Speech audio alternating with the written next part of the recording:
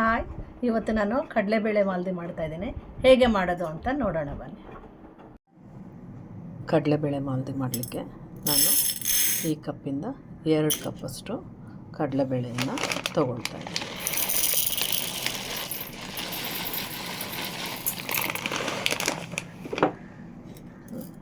ಎರಡು ಕಪ್ಪು ಕಡಲೆಬೇಳೆನ ಚೆನ್ನಾಗಿ ತೊಳೆದ್ಬಿಟ್ಟು ಕುಕ್ಕರಲ್ಲಿ 1 ವಿಷಲ್ ಕೂಗಿಸ್ಕೊಳ್ಬೇಕು.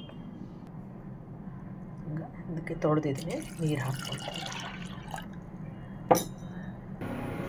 1 ವಿಷಲ್ ಮಾತ್ರ ಕೂಗಿಸ್ಕೊಳ್ಬೇಕು.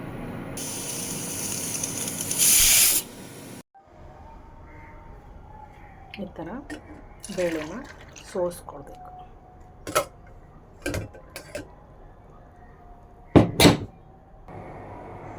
ಕಡಲೆಬೇಳೆನ ಈ ಥರ ಒಂದು ಬಟ್ಟೆ ಮೇಲೆ ಹಾಕಿ 1-2 ತಾಸು ಒಣಗಿಸ್ಕೊಳ್ಬೇಕು. ಈಗ 2 ತಾಸು ಆಗಿದೆ, ಇದು ಒಣಗಿದೆ. ಈಗ ಇದನ್ನು ನಾನು ಸ್ವಲ್ಪ ಬಿಸಿ ಮಾಡಿಕೊಳ್ಬೇಕು.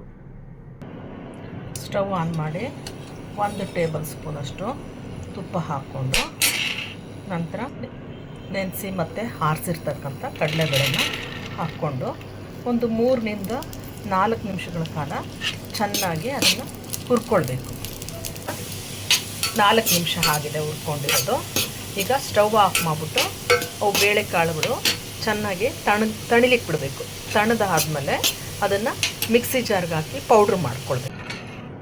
ಕಡಲೆಬೇಳೆ ತಣ್ಣಗಾಗ್ಲಿಕ್ಕೆ ಇಟ್ಕೊಂಡು ಆ ಟೈಮಲ್ಲಿ ನಾವು ಗೋಡಂಬಿ, ಪಿಸ್ತಾ ಮತ್ತು ಬಾದಾಮಿ ಈ ಎಲ್ಲ ದಿನಸನ್ನ ಕೊಡಬೇಕು. ಸಹಿತ ಹಾಫ್ ಕಪ್ಪಿಂದ 1/2 ಕಪ್ಪಷ್ಟು ನಾವು ಸಕ್ಕರೆ ತೊಗೊಳ್ಳೋಣ. 1/2 ಕಪ್ಪು 1/2 ಕಪ್ಪು ಸಕ್ಕರೆ ತೊಗೊಂಡು ಫೈನ್ ಪೌಡರ್. ಅದಕ್ಕೆ ಒಂದು 3 ಏಲಕ್ಕಿ ಹಾಕ್ಕೊಳ್ಬೇಕು. ಮಿಕ್ಸಿ ಮಾಡೋಕ್ಕೆ ಮುಂಚೆ ಮಿಕ್ಸಿ ಮಾಡಿರ್ತಕ್ಕಂಥದ್ದು ಒಂದು ಬೌಲಿಗೆ ಇದು ತಣ್ಣಗಾಗಿದೆ. ಇದನ್ನು ಸಹಿತ ಚೆನ್ನಾಗಿ ಮಿಕ್ಸಿ ಮಾಡ್ಕೊಳ್ಳೋಣ. ಈಗ ಮಿಕ್ಸಿ ಮಾಡಿರ್ತಕ್ಕಂಥ ಕಡಲೆಬೇಳೆ ಪೌಡ್ರನ್ನು ಸಹಿತ ಈ ಬೌಲ್ಗೆ ಟ್ರಾನ್ಸ್ಫರ್ ಮಾಡ್ಕೊಳ್ಳೋಣ.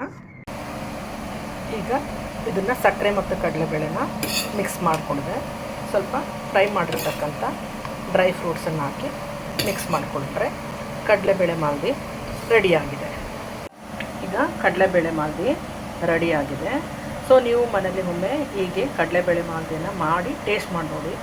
ಬೇಕಾದರೆ ನೀವು 1ಕ್ಕೆ 1 ಆ ಲೆಕ್ಕದಲ್ಲಿ ಸಕ್ಕರೆ ಹಾಕ್ಬೋದು. ನಾವು ಸ್ವಲ್ಪ ಕಡಿಮೆ ಸಕ್ಕರೆ ಯೂಸ್ ಮಾಡೋದ್ರಿಂದ 2 ಕಪ್ಪಿಗೆ 1/2 ಹಾಕಿದ್ದೀನಿ. ನೀವು 2ಕ್ಕೆ 2 ಹಾಕ್ಕೊಳ್ಬೋದು.